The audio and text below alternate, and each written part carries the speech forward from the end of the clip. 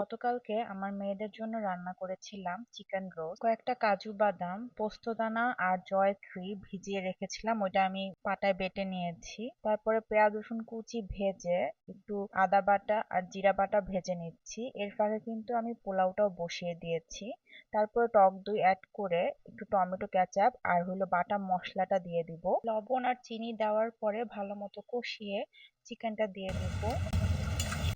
অন্যদিকে আমি কিছু মশলা রেডি করে রেখেছি শালগম আর আলু দিয়ে চিকেন রান্না করার জন্য।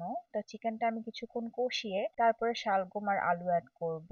তারপরে ভালো মতো সব সিদ্ধ হয়ে গেলে নামানোর আগে বেশি করে ধনেপাতা দিয়ে নামিয়ে নিব। চাপা শুটকি ভর্তার জন্য ছোট একটা ব্লেন্ডার জাগে কিছু রসুন, পেঁয়াজ, কিছু কাঁচামরিচ আর ধুয়ে রাখা শুটকি আর বেশি করে চিলি ফ্লেক্স দিয়ে ভালো মতো ব্লেন্ড করে নিব। পেঁয়াজটা হালকা ভেজে ব্লেন্ড করে রাখা শুটকি দিয়ে দিব। নামানোর আগে ধনেপাতা দিব। তো আজ এই পর্যন্তই আপুরা, আল্লাহ হাফেজ।